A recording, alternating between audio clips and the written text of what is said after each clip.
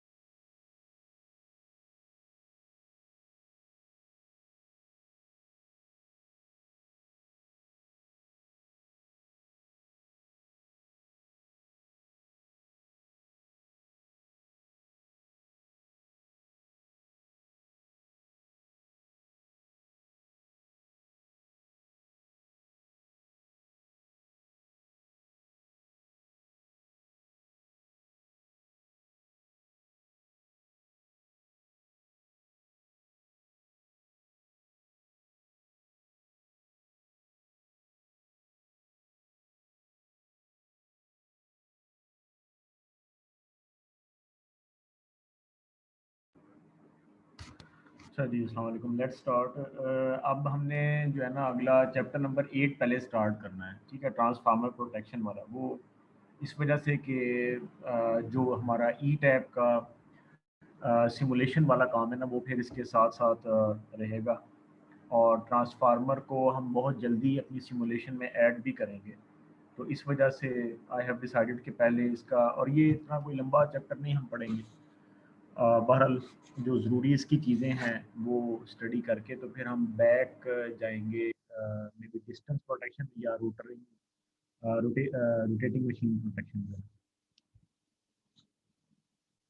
ठीक है, तो अच्छा, फर्दर ये है कि आपकी असाइनमेंट जो है ना वो रेडी है, तो मैं वो at the end of the lecture उसको मैं बताऊँगा, ताकि मज़ीद लोग जो है वो आ जाएँगे, और बताऊँगा तो फिर कई क्वेश्चन होते हैं।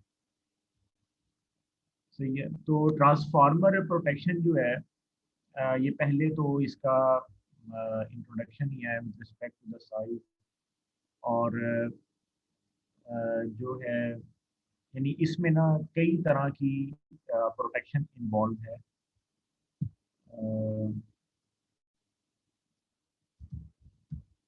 अच्छा, मैं इन टैब को बंद करना।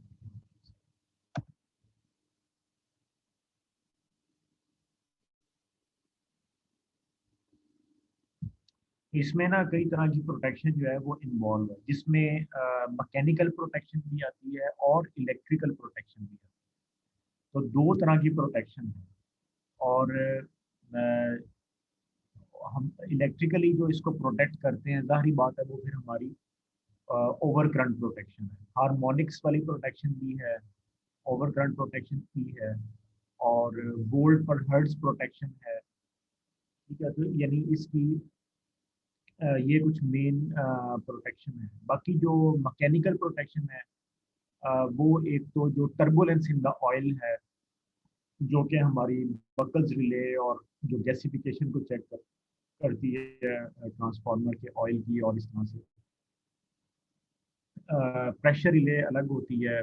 बकल्स रिले गैस जो बबल्स बनते हैं या जो गैस बन रही है ट्रांसफार्मर ऑयल से, वो उसको चेक करती है, उसको मॉनिटर कर रही होती है। और इसी तरह से कोर टू कोर जो है,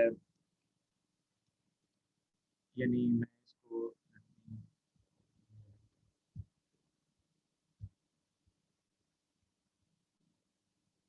तो we have electrical and mechanical protection. ठीक है, और इलेक्ट्रिकली भी ना फिर हमारे पास कैटेगरी जो है वो आ जाती है फ्रीक्वेंट जो फॉल्ट टाइप्स हैं, और फिर आ जाते हैं नॉन फ्रीक्वेंट फॉल्ट टाइप्स। ठीक है, फ्रीक्वेंट फॉल्ट टाइप्स जो हैं उसमें आपका जो है, अगर हम बात करें तो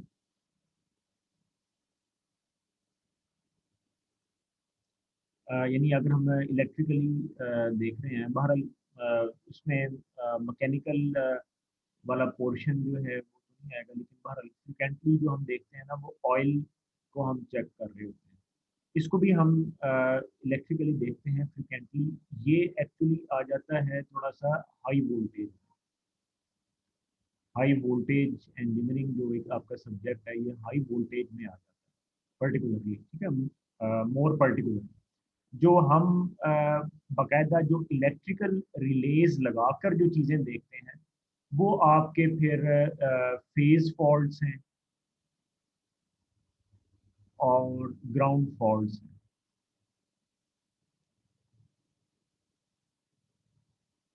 ठीक है, जो फ्रीक्वेंट टाइप ऑफ फॉल्ट यानी जो हम उसमें कंसिडर करते हैं, वो है ऑयल ऑयल की कंटेमिनेशन। के ऑयल जो है वो कंटेमिनेट तो नहीं हो गया, किससे कंटेमिनेट होता है? कार्बन से। ठीक है, कार्बन कंटेंट से। और कार्बन कंटेंट्स कहाँ से आ जाते हैं? कि जब आप की कोई भी स्पार्किंग होती है, किसी भी तरह की स्पार्किंग हो, तो कार्बन कंटेंट्स ऑयल में बन जाते हैं, क्योंकि ऑयल जो है वो पूरा एक इंसुलेटर होता है ट्रांसफार्मर में। ठीक है, तो कार्बन कंटेंट्स की कंटेमिनेशन हो जाती है, नंबर एक। नंबर दो, इसमें जो मॉइस्चर होती है वो आ जाती है, यानी वाटर कंटेंट्स आप कह लें, वो आ जाते हैं। तो क्योंकि पड़ा तो ये वेदर कंडीशंस में ही है ना, तो मॉइस्चर कंटेंट्स जो हैं वो भी आ जाते हैं। अच्छा, फिर ये है कि यानी ये ऑयल कंटेमिनेशन एंड डिटेरियोरेशन, मतलब दोनों चीज़ें इसमें कवर हो जाती है। फिर आपकी आती है कोर। ठीक है, कि कोर की जो हेल्थ है वो कैसी है। ठीक है, ये इलेक्ट्रिकल कैटेगरी में ही जाता है, मैंने ये बताया, मगर ये हाई वोल्टेज में आ जाता है, यानी इसकी रिले नहीं है। But we have we perform some test on the transformer, और उससे हमें ये पता चल जाता है। ठीक है, कोर की हेल्थ कैसी है, यानी कि कोर जो है वो सिमिलरली अंदर अंडर जो है ना वो आपका दो तरह के स्ट्रेसेस में होती है। One is the electric stress, electric stress, and the other one is the thermal stress. दो तरह के स्ट्रेसेस में होती है। क्यों? कि कोर के ऊपर ही दोनों वाइंडिंग्स होती हैं, एल वी एच वी, यानी high voltage and low voltage windings जो हैं वो दोनों कोर के ऊपर होती हैं। तो कोर जो है ना बेसिकली इलेक्ट्रिक स्ट्रेस और थर्मल स्ट्रेस के अंडर होती है। तो कोर कहीं से मतलब इलेक्ट्रिक स्ट्रेस की वजह से बेंड ना हो गई हो, बेंडिंग हम चेक करते हैं। अब जब हम ये बेंडिंग चेक करते हैं तो कोर की हेल्थ जो है वो हाई वोल्टेज में चेक होती है, और जो बेंडिंग है वो फिर इधर मैकेनिकल की साइड पर आ जाती है। ठीक है। कोर की ना सिर्फ बेंडिंग देखी जाती है, यानी अगर मैं यहाँ पर बात करूँ तो कोर की जो है वो बेंडिंग डेंटिंग वगैरह, बेंडिंग एंड डेंटिंग। ठीक है। फिर कोर की मूवमेंट तो नहीं हो गई, ठीक है, बिटवीन द फेजेस। ठीक है, यानी इस तरह से आप तीन ड्रम्स कंसीडर कर सकते हैं। ये कोर है, ये रेड की कोर है, ये आपके पास येलो की कोर है, और ये आपके पास ग्रीन की कोर है। तो इसमें एक सर्टेन डिस्टेंस होता है। तो कोर की जो मूवमेंट है कि मूवमेंट क्यों होती है? क्योंकि ये जो है ना एक आप यूँ कह लें कि इस तरह से एक लेंटर टाइप चीज़ होती है, या टी आर गार्डर टाइप चीज़ होती है, जो हमने इसका एक पैड बनाया होता है, उसके ऊपर ये माउंटेड होता है, कोर के जो बड़े बड़े ड्रम्स होते हैं। ठीक है। तो ये जो है अर्थक्वेक की वजह से, या किसी भी तरह की वाइब्रेशंस, जैसे मिसाल के तौर पर मूवमेंट जो है वो अर्थक्वेक की वजह से होती है, या आपकी जो है घन गरज बादलों की जो होती है, थंडर स्टॉर्म आप कह लें, जो ज़बरदस्त किस्म के थंडर स्टॉर्म आए होते हैं, और किसी भी तरह की जो प्रेशर साउंड होती है ना, जो कि इस चीज़ को कॉज कर सकती है, वो हम मूवमेंट में कंसीडर करते हैं इसको। ठीक है। तो कोर जो है उसकी हेल्थ का इस तरह, फिर इसी तरह से जो अगर हम मैकेनिकली साथ साथ मैं दोनों को देख रहा हूँ, अगर हम वाइंडिंग की बात करें तो वाइंडिंग की जो लूजनिंग है वो तो नहीं हो गई, वाइंडिंग का लूजनिंग होना ये हम चेक करते हैं। ठीक है। तो अच्छा, नॉन फ्रीक्वेंट फॉल्ट ये हो गई, तो ये मतलब ना, अच्छा फिर इसमें ना और भी तरह के फॉल्ट्स हैं, अभी जो मैं अभी लिख रहा था, वो ये है, ये मैं यहाँ पे ऐसे लगा रहा हूँ, वो आता इसी फ्रीक्वेंट फॉल्ट नहीं है, मतलब जो हमारे वो होते हैं इंटरटर्न फॉल्ट्स, इंटरटर्न फॉल्ट्स। और कोर की डिटेरोरिएशन का बाइस जो है ना वो ये इंटरटर्न फॉल्ट्स है। इंटरटर्न से मुराद क्या है? कि जैसे रेड फेज है आपका, ठीक है, इसके ऊपर आपने इस तरह से बाइंडिंग की हुई है, तो जो है यानी कि एक पोटेंशियल डिफरेंस क्रिएट हो जाएगा अगर ये जो पोर्शन ऑफ बाइंडिंग है ना, इसकी इंसुलेशन जो है वो ब्रेक हो जाए थोड़ी सी, और दूसरे की ना हो, तो यानी किसी भी तरह से दो कंडक्टर्स अगर बन गए तो उसके दरमियान इंसुलेटर आएगा, वहाँ कैपेसिटेंस बन जाएगी, वो अ, अपना ब्रेक डाउन होगी तो स्पार्क बन जाएगा। तो ये इंटरटर्न फॉल्ट जो है ना वो इस तरह से प्रोड्यूस हो जाता है। यानी मैं आपको अगर बताऊं ना तो ये ऐसे है कि जो आपके ये इंटरटर्न फॉल्ट्स की बात हो रही है। अच्छा, ये ओवरऑल यही टाइप्स ऑफ फॉल्ट्स हैं जो मेन है। इसको मुझे थोड़ा क्लियर करना होगा। यानी जो केबल होती है ना, केबल जो कि वाइंडिंग के लिए इस्तेमाल की जाती है। अच्छा, मेरे ख्याल में मुईद ने हैंड रेज किया था, मैं अभी क्वेश्चन लेता हूँ, मैं जरा ये एक दफा ना बता दूँ। तो केबल की जो वाइंडिंग होती है ना, सॉरी, जो ट्रांसफार्मर की जो वाइंडिंग होती है वो जिस केबल के साथ की जाती है, वो यानी वो प्रॉपरली इंसुलेटेड होती है। ठीक है, प्रॉपर इंसुलेशन, जैसे आपकी लाइक अंडरग्राउंड केबल की तरह, अंडरग्राउंड केबल नहीं होती, मगर अंडरग्राउंड केबल की तरह की इंसुलेशन होती है इसके ऊपर, ठीक है, जिसको आप कह सकते हो जैसे एनेमल की कोटिंग होती है सर इनके ऊपर ना, आई थिंक सॉरी। एनेमल की कोटिंग हुई होती है सर इनके ऊपर। नहीं, एनेमल एनेमल तो होता है, एनेमल तो फर्स्ट लाइन ऑफ इंसुलेशन है ना। अब चूंकि आपका जो ट्रांसफार्मर है वो केवीज में है, उसके जो वोल्ट्स हैं वो केवी में है, 132 केवी का ट्रांसफार्मर है या 220 वाला, ये यानी ये लेवल है दोनों का, 220 टू 132 या 132 टू 220 या 11 टू 517 केवी, इतने हाई वोल्ट्स पे सिर्फ इनेमल की इंसुलेशन काफी नहीं रहेगी। आपको जो है ना हैसियन क्लोथ का पता नहीं आपको अभी पता चला ही नहीं, लेकिन अब वो नहीं होता है जैसे ये अक्सर शहद, अब अगर आप ऑर्डर करें ना शहद हनी जो है, वो उसके जार के ऊपर ना उन्होंने एक वो बोरी टाइप कपड़ा लपेटा होता है छोटा सा, उसको आप yes sir. Yes sir, yes sir. Cloth या होता है सर। हैसियन, यस बिल्कुल। सर। तो ये जो केबल है ना इसके ऊपर इस तरह का, या आप यूं कह लें जैसे इस्त्री की जो तार होती है उसके ऊपर क्लोथ इंसुलेशन होती है, यानी वो जो है ना कपड़े की इंसुलेशन होती है। तो यानी क्योंकि करंट ज्यादा है और वो तार अक्सर बंदे को टच हो रही होती है जब वो इस्त्री कर रहा होता है।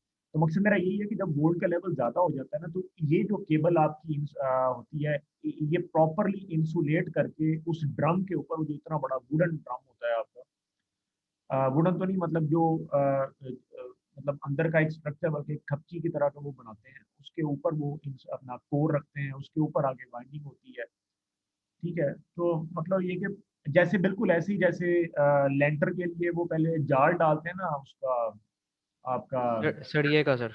ये का जो जाल है, इसी तरह से ये चूंकि इंतहाई हैवी होता है, हैवी यानी ओवरऑल जो आपकी वाइंडिंग है ना उसका इस कदर वेट होगा, ये कोर ना पिचक जाएगी आपकी, यानी जो आपकी ये होट रोल्ड ओरिएंटेड ग्रेन या कोल्ड रोल्ड ओरिएंटेड ग्रेन वाली जो आपकी जो है ना स्टील ओरिएंटेड ग्रेन, स्टील होता है इसमें, ठीक है। स्टील जहां भी होता है ना वो रीइंफोर्सिंग के लिए इस्तेमाल होता है, ताकि कोई चीज मैकेनिकल स्ट्रेस से बेंड या डेंट ना उसमें पड़ जाए। तो यानी कोर को भी एक उसके भी नीचे जो है ना एक इस तरह का उनको मतलब स्ट्रक्चर बनाना पड़ता है जो उसको सहारा दे, उसके ऊपर फिर बाइंडिंग होगी। कोर के नीचे भी एक स्ट्रक्चर उनको रखना पड़ेगा, इस तरह लकड़ी का बनाकर रखेंगे या कुछ ड्रम इस तरह से रखेंगे इंसुलेटेड, उसके ऊपर कोर होगी फिर बाइंडिंग होगी। मतलब मैं अब ये बता रहा हूँ एक्चुअली कि इंटर टर्न फॉल्ट कैसे पड़ जाता है। इंटर टर्न का मतलब होता है सेम फेज में। तो वो वो जो सेम फेज है ना, अब वो ये है कि आप यूं कंसीडर कर सकते हैं कि अगर ये एक केबल है का पार्ट है, अपना बाइंडिंग का ये सेम फेज है, फेज सेम है, तो अब ये इंसुलेशन की अगर यहाँ से डैमेजिंग हो जाती है और यहाँ से भी डैमेजिंग हो जाती है ना, तो दरमियान में अभी भी यहाँ पर इंसुलेशन है, मगर ये कंडक्टर अब, और ये वाला जो कंडक्टर है ना ये एक कैपेसिटेंस की सूरत इख्तियार कर गया, ये दो कंडक्टर्स के दरमियान इंसुलेटर आ गया, ये इंसुलेटर है और ये दोनों जो है ना वो कंडक्टर्स हैं। तो ये कैपेसिटेंस बन जाती है जो बड़ी जल्दी ब्रेक हो जाएगी, क्योंकि इलेक्ट्रिक स्ट्रेस ही बहुत होता है, और ये जो है ना वो इंटरटर्न फॉल्ट क्रिएट कर देती है। सही है, ये एक्चुअली मैं वो बताने की कोशिश करता हूँ, ये बड़े फ्रीक्वेंट फॉल्ट। तो हम इसको ई टैब में भी देखेंगे, मैं जरा भी कुछ इसका मजीद अब हम शुरू करते हैं।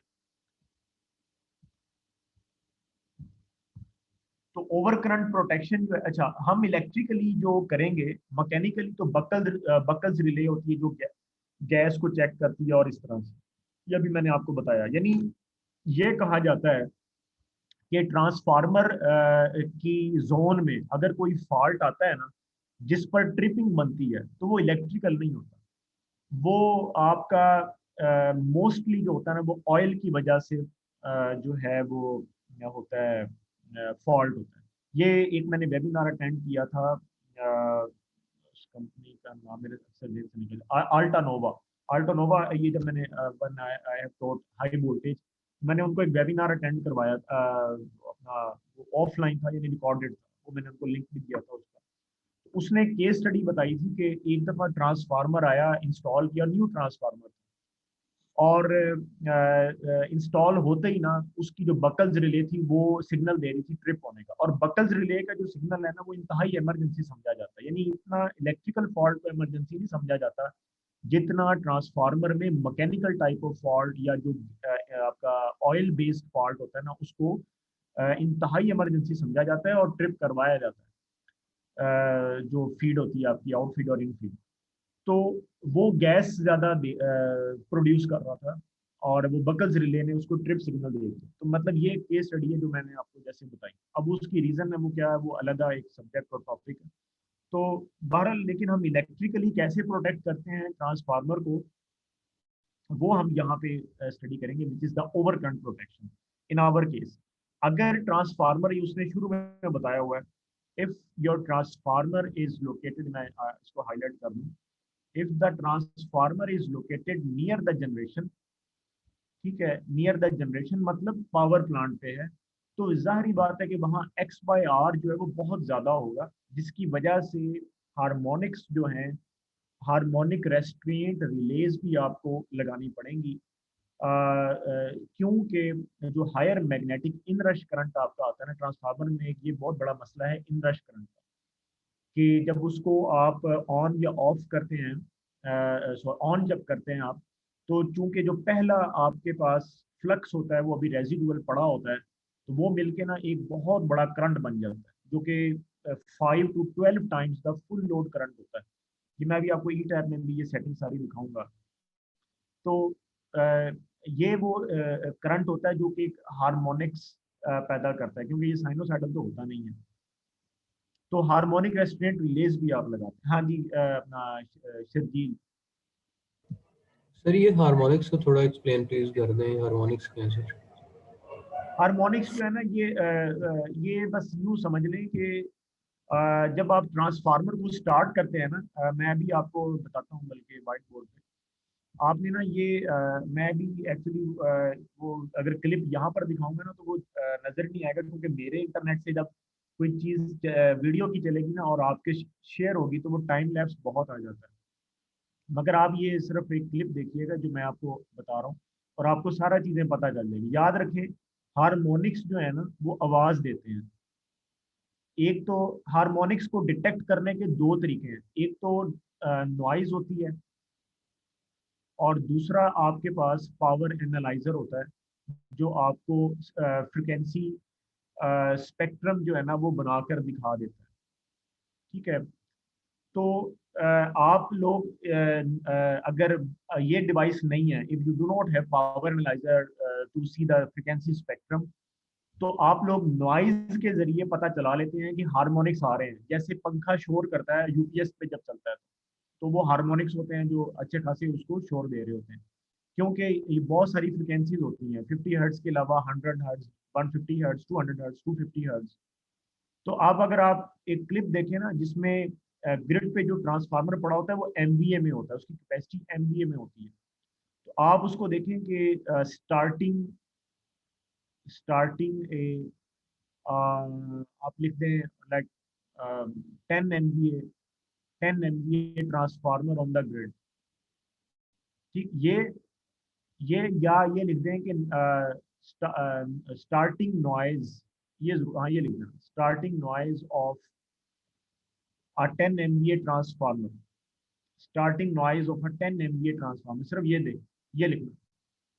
और फिर देखना कि वो जो नॉइज होती है ना जब वो उसको ऐसे अपना स्विच गियर को वो ऑन करता है, तो फिर आप वो देखना कि वो जो नॉइज है ना वो क्या है। वो ये हैं जो आपके इन रश करंट की वजह से जो हार्मोनिक्स आते हैं, वो जो इन रश करंट है ना आपका, जो कि ऐसे मैंने बताया कि 5 to 12 टाइम्स होता है फुल लोड करंट का, वो आपका हार्मोनिक्स बना देते हैं।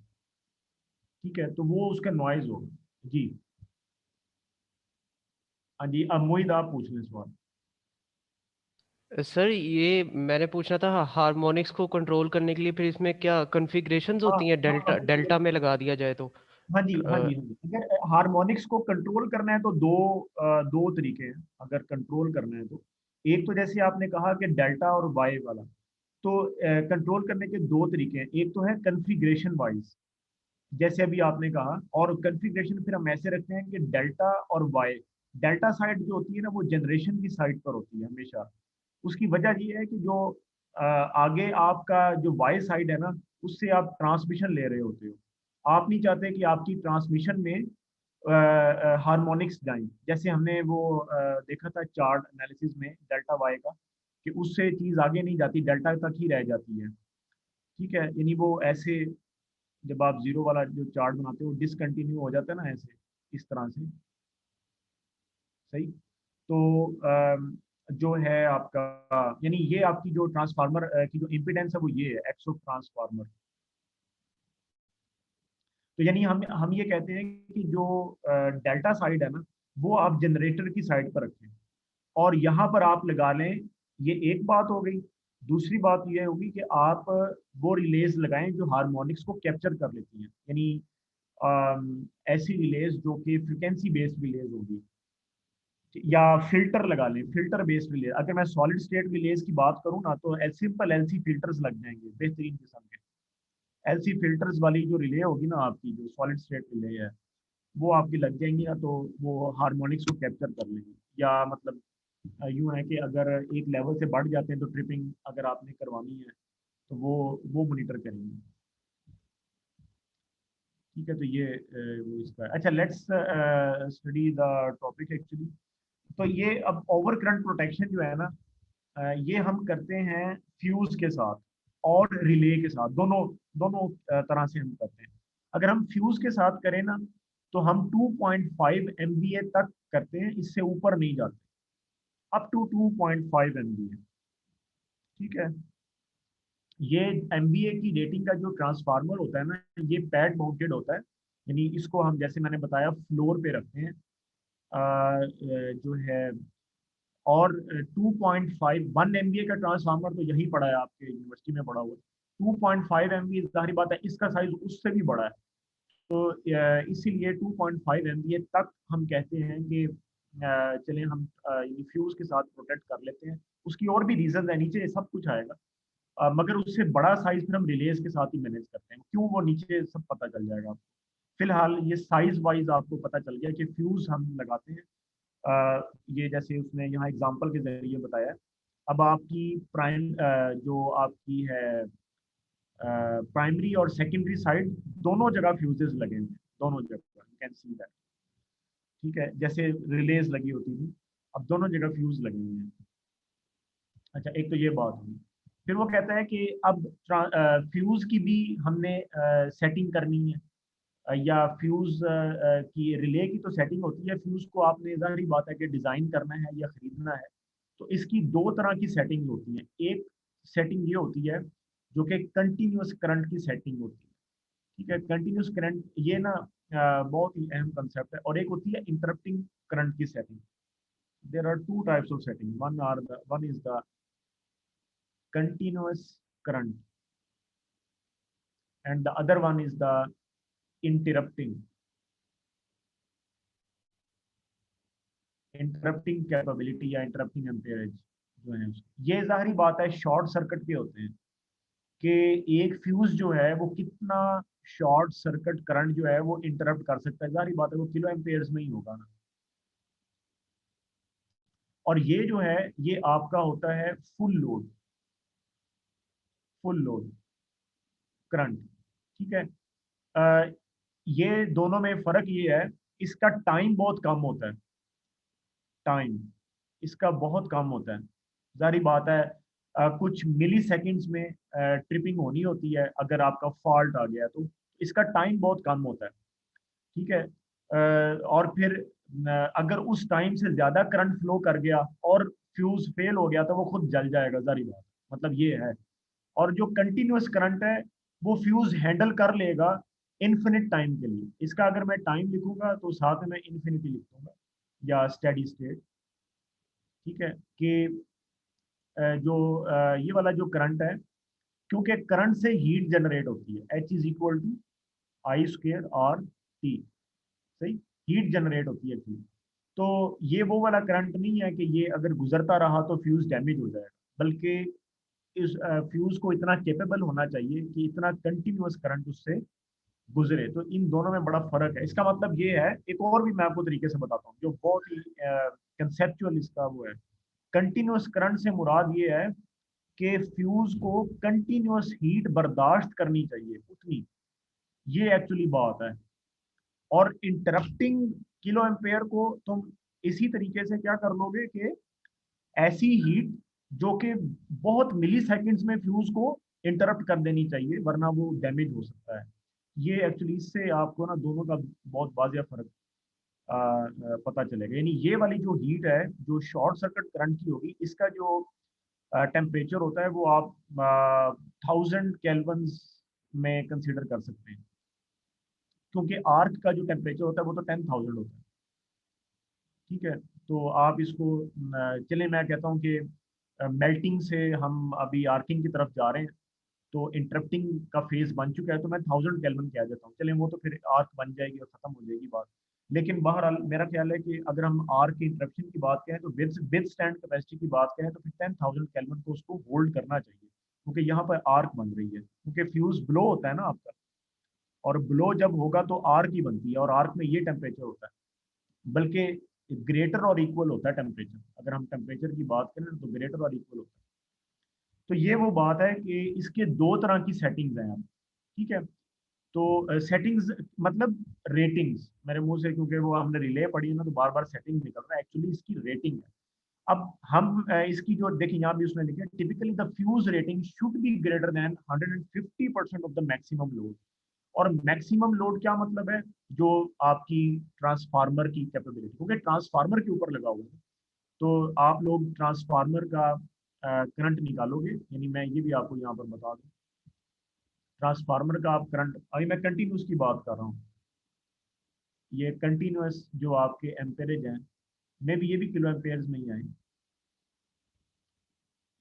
अगर जो है लेट से अगर आपका 2 MVA का ट्रांसफार्मर है, और जो है 132 kV टू 11 kV है, तो मैं इस वाली साइड की मैं बात करूं अगर, तो इसका जो करंट है वो आप कैसे निकालोगे, 2 × 10⁻⁶ बाय √3 इंटू 132 kV। तो ये आपका जो है ना वो करंट आ जाएगा, जो कि किलो एम्पेयर्स में ही आ रहा होगा। और मे बी अगर ये डिवाइड होके तो कुछ 2000 बन गया, तो नीचे क्या बन रहा होगा, व्हाट इज दैट, ये आप कैलकुलेट कर लो। तो इसका 150% लेना है हमने, इसका 150% लोगे, तो ये उसकी कंटिन्यूअस रेटिंग बन जाती है, जो उसको हैंडल करनी चाहिए। ठीक है, कंटिन्यूअस हीट बन जाती है जो उसको मैनेज करनी चाहिए फ्यूज। सर ये अंडर रूट हाँ हाँ, जी जी, सर ये √3 से जो आपने डिवाइड किया है, हाँ। ये पर फेज बनाने के लिए किया है? नहीं, ये 3 फेज करंट है ना, वो आपका जो फार्मूला है ना वो यही है, S is equal to √3 VI ना। ये 3 फेज का फार्मूला है ना, कि अगर आपकी कोई भी डिवाइस जो है वो, उसकी जो ये ठीक है, एस वाली ठीक। रेटिंग है वो 3 फेज हो ना, तो यहाँ पर √3 आ जाता है। अगर सिंगल फेज हो ना तो फिर वो VI आ जाएगा। यस सर, ऐसे ही। ठीक सही, हो गया सर। तो वो 3 फेज के लिए आया है। अच्छा, तो इसका 150% लोगे आप, तो फिर वो कहते हैं कि अच्छा, अब इसकी ना जो करेक्टरिस्टिक्स हैं वो मैं आपको यहाँ पर अलहदा समझा दूँ, कि अगर हम यहाँ पे बात करेंगे ना बगैर समझे तो वो क्लियर नहीं होगी। अब अगर मैं इसकी करेक्टरिस्टिक्स प्लॉट करता हूँ ना,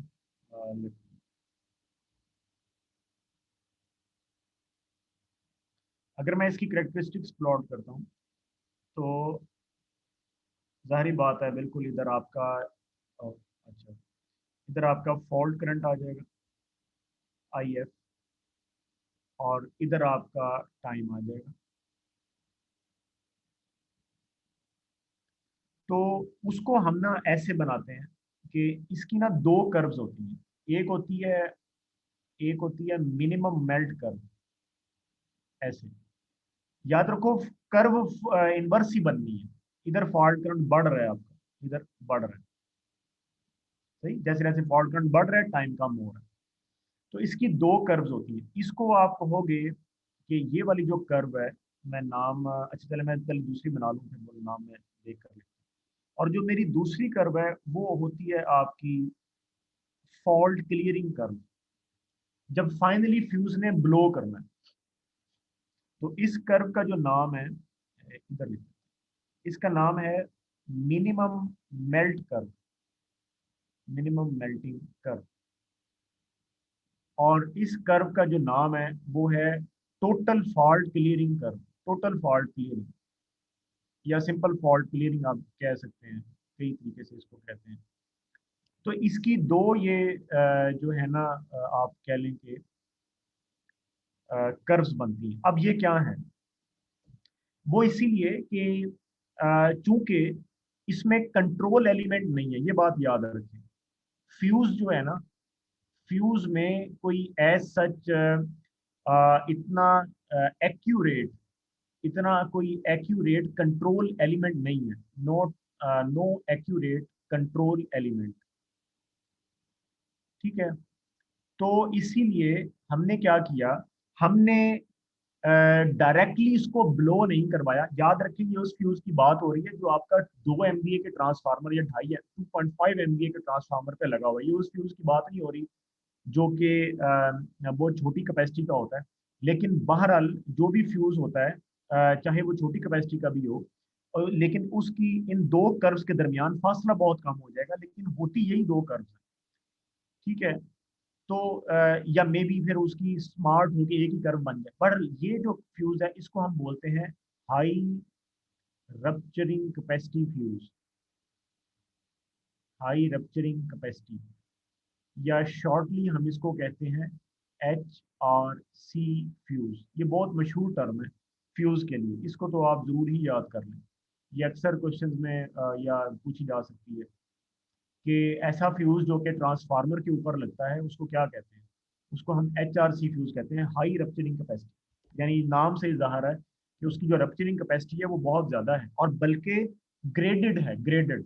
जब भी दो कर्व्स बन जाती हैं ना, इसका मतलब ये है कि अब आपका जो फिनोमिना है ना वो ग्रेड हो चुका है, ग्रेडेड। जैसे ग्रेडिंग होती है, ये वाला ए ग्रेड, ए नेगेटिव, ये वाला ग्रेड। अब ग्रेडिंग यहाँ पर ब्लो होने में, डायरेक्टली ब्लो नहीं हो रहा, यानी इस पे फ्यूज ब्लो हो जाता है और इस पे वो मेल्टिंग की तरफ, ब्लोइंग की तरफ जा रहा होता है। और एक लेवल से पहले, एक सर्टेन लेवल से पहले अगर वो वाला फॉल्ट क्लियर हो जाए तो वो वापस अपनी रिटर्न स्टेट में आ जाएगा, ब्लो नहीं होगा। तो इस ग्रेडिंग का हमें ये फायदा है। ठीक है, तो यहाँ पे इस तरह से जनरली अगर आप देखें चैप्टर नंबर 4 में, मैं भी आपको दिखाता हूँ पेज 100 पे, वो जो मैंने पोर्शन शुरू में स्किप कर दिया था ना, वो अब आपको पता चल जाएगा, क्योंकि वो फ्यूज का था, मैंने इसीलिए उसको स्किप कर दिया था क्योंकि पहले हमें रिलेज पढ़ना ज़्यादा ज़रूरी है। तो अब हम ये फ्यूज पढ़ रहे हैं, इस तरह से दिखाया जाता है, समझ आई। तो मिनिमम मेल्टिंग पॉइंट जो है वो जाहिर बात है कि बाज़ औक़ात ऐसा होता है कि वो हमने इसीलिए बनाया क्योंकि बाज़ औक़ात ट्रांसफार्मर में ना कई फॉल्स करंट्स भी आ जाते हैं। अब सबसे पहला तो आपका इन रश ही है। ठीक है, तो खुदा ना खा, और फिर इन रश है, फॉल्स ट्रिपिंग होने के चांस बहुत ज़्यादा हैं, और उसकी रीज़न अभी मैं आपको बता भी देता हूँ। देखें, आपका जो डिवाइस है ना वो टोटली हीट पे काम कर रहा है, यानी आपका जो एलिमेंट है, आपका जो एलिमेंट है जो कि फ्यूज में लगा हुआ है वो टोटली हीट बेस्ड है। तो खुदा ना खास्ता अगर इन रश करंट ने वो हीट अपना जनरेट कर दी और आपने ये ग्रेडिंग ना रखी, हालांकि वो बहुत थोड़े टाइम के लिए होगी, ठीक है, जो इनरश करंट की होगी, लेकिन बहरहाल उसको बाजू का ये भी कहते हैं कि लॉन्गर साइकिल्स हैं, क्योंकि 6 साइकिल्स तक भी वो इनरश करंट रहता है। ठीक है, और 6 साइकिल्स इनरश करंट के लिए, जो कि 5 to 12 times the full load current होता है, बहुत ज़्यादा होते हैं। ठीक है, 6 साइकिल्स भी बहुत ज़्यादा है। तो ये बन जाएगा आपका 120 मिली सेकेंड्स। ठीक है, यानी it is equal to 120 milli seconds. तो इसीलिए हमने ये मिनिमम मेल्ट कर्व रखी है कि अगर वाकई डेडिकेटेड आपके पास कोई फॉल्ट आ जाए तो आपका ब्लो की तरफ जाना चाहिए। अब जो मामला होगा वो ऐसा होगा, मिसाल के तौर पर आपका जो पॉइंट है वो ये वाला बन रहा है। ठीक है, और यहाँ पे मिनिमम मेल्ट पे यहाँ पे आपका करंट आया, जो भी करंट आया उसने यानी वो इतने टाइम पे इस कर्व पे आ गया, उसके बाद अब चूंकि करंट अगर बढ़ रहा है, जारी बात है, तो टाइम भी बढ़ेगा।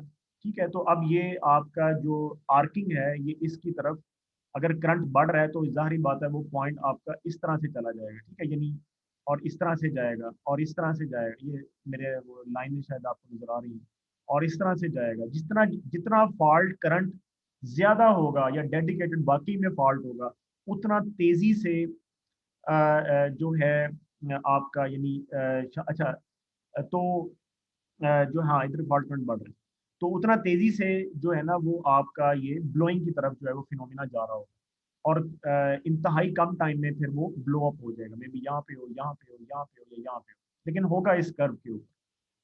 So you have a certain time from the minimum melt point to the blowing the element blowing। तो इस तरह की जो कर्व है वो आपके पास आती है। अच्छा, अब इसमें जो फर्दर हमारे पास चीज है वो क्या है, ये भी मजीद एक्सप्लेन होगा, मैंने इसलिए इसको क्लियर किया। इसमें मजीद ये चीज है कि इधर आपके पास स्टिल फॉल्ट करंट है और इधर आपके पास टाइम है। जो मिनिमम मेल्ट कर्व है आपकी, जो आपकी मिनिमम मेल्ट कर्व है, ये भी दो होती हैं फर्दर। ठीक है, और ये दो क्यों होती हैं ये मैं अभी आपको बताता हूँ। आप इसको एक को डॉटेड, वैसे डॉटेड को पीछे शो किया रहता है, मैंने चले आगे शो कर दिया, यहाँ पे शो किया रहता है जनरली। दो क्यों होती हैं, क्योंकि बाज़ औक़ात फ्यूज जो है वो हॉट स्टेट में होता है ऑलरेडी, और बाज़ औक़ात वो कोल्ड स्टेट से आपका मेल्ट की तरफ जा रहा होता है। क्यों जी, समझ आ रही बात? ये कंडीशन होती है फ्यूज की। बाज़ औक़ात फ्यूज जो है वो कोल्ड कंडीशन से मेल्ट की तरफ जा सकता है। भाई आपने अभी स्टार्ट ही किया है, या यूं कह लें कि मैं बताता हूँ, यानी ये ट्रांसफार्मर है जी, लेट्स से ये फ्यूजेस लगे हुए हैं, और लेट्स से आपका जो लोड यहाँ पर लगा हुआ था वो बहुत ही कम था, very very very light load, बहुत ही कम लोड हो गया एकदम से। तो आपका आपके फ्यूज को ठंडा होने का टाइम मिल गया है। ठीक है, और अब अगर एकदम से फॉल्ट पड़ता है तो उसका यानी मेल्टिंग की तरफ जाना, या मेल्ट कर्व जो है आपकी, हम इसलिए उसको कहते हैं कि ये एक हॉट वाली कर्व है और एक कोल्ड वाली कर्व है। ठीक है, तो जितनी कर्व ऊपर यानी आगे की तरफ यहाँ की तरफ जाएगी, तो हम ये कहते हैं कि वो आपकी कोल्ड वाली सिचुएशन है। जितनी वो पीछे की तरफ आ रही है, ठीक है, यानी आपका जो टाइम है वो कम हो रहा है, यानी जितनी वो शार्प हो रही है, इस तरह से जितना वो शार्प हो रहा है कर्व जो है, वो आपकी फिर हॉट कंडीशन से जो है वो आ रही है। तो अगर फ्यूज जो है लेट्स से वो इन रश, अब हॉट कैसे हो गया ऑलरेडी, मे बी वो इन रश से पहले, यानी अभी स्टार्ट ही किया है अपने ट्रांसफार्मर, अभी स्टार्ट ही किया है ट्रांसफार्मर को, साथ ही फॉल्ट पड़ गया। तो पहले तो वो इन रश की वजह से गर्म हुआ हुआ था और फौरन ही फॉल्ट पड़ गया, तो हॉट कंडीशन से मेल्टिंग की तरफ जा रहा है। इसका टाइम, यानी अब दोनों के टाइम में जमीन आसमान का फर्क होगा, time difference, there is a great time difference between the two. इस टाइम डिफरेंस को हम कहते हैं स्पीड रेशो। स्पीड रेशो, ये स्पीड रेशो जो है वो हमारे लिए अच्छी है, यानी ये अच्छी बात है, it is good, it is a good thing. सबसे पहले तो मैं ये आपको बताऊं गुड क्यों है। अभी मैंने आपको बताया जितनी कर्व्स आपके पास ज्यादा बन जाएंगी ना, उतनी आपके पास ग्रेडिंग हो जाती है, और उतना आप अपने फॉल्स चीजों को अलहदा कर सकते हैं, यानी उतना आपका डिवाइस एक्यूरेट होता जाता है जितना ग्रेड होता जाए। जितना वो एक ही कर्व पर ऑपरेट करेगा उतने गलती के चांसेस ज्यादा हैं। जितना ग्रेडिंग होती जाएगी आपको डिवाइस की समझ भी आती जाएगी, और डिवाइस फॉल्स कंडीशंस को सेपरेट करता जाएगा और सही ओके वाली कंडीशन पर ऑपरेट करेगा। तो जो हॉट वाला कंडीशन है उससे मेल्ट की तरफ जाना, मिसाल के तौर पर ये आपका लेता है 0.1 सेकेंड, और कोल्ड वाली कंडीशन से मेल्ट की तरफ जाना मिसाल के तौर पर ये लेता है आपके पास 100 seconds. So there is a great difference between the two, और अगर आप इनकी रेशो निकालें उसको हम स्पीड रेशियो कहते हैं। वो जितनी ज्यादा होती है उतना ही अच्छा होता है, यानी the more it is the more good it is. ठीक है, उसमें फिर क्या होता है कि अच्छा लेट से अगर अगर इन दोनों के दरमियान डिफरेंस कम होगा, अगर इन दोनों के जो दरमियान है वो डिफरेंस कम होगा, तो आपका जो है जो हॉट कंडीशन से वो मेल्टिंग की तरफ जा रहा है, वो या यूं आप कह लें कि जो है यानी it will be very difficult for the fuse to differentiate from the inrush current or from the other harmonic based false currents, कि उनको वो डिफरेंशिएट कर सके। ठीक है, और जो है अपना जल्दी वो ट्रिपिंग की तरफ, ट्रिपिंग तो नहीं ब्लोइंग की तरफ जो है ना वो चला जाएगा। तो इसको हम जो इसने पर्टिकुलर एग्जांपल दिए ना उससे मैं आपको देकर इसको मजीद explain। ठीक है, सो ये वो यहाँ पर यही एग्जांपल दे रहा है। वो कहता है कि for example we have 0.1 and 100 seconds. अब जो फॉल्स करंट्स है ना वो मैं आपको बताता हूँ वो किस तरह के मजीद होते हैं।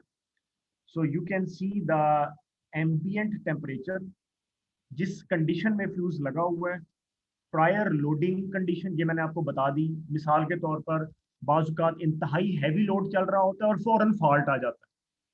हैवी लोड चलकर फॉल्ट आना ये हॉट कंडीशन से मेल्टिंग पॉइंट की तरफ जाना है, और लाइट लोड से फॉल्ट की तरफ जाना ये कोल्ड कंडीशन से जाना है। इसी तरह एम्बिएंट टेम्परेचर है, बारिश आ गई है तो फ्यूज ठंडा हो गया है, और या इंतहाई जैसे 40 डिग्री 45 डिग्री 47 डिग्री टेम्परेचर होता है तो बड़ा फर्क होता है, चीज़ें वैसी सड़ रही होती हैं।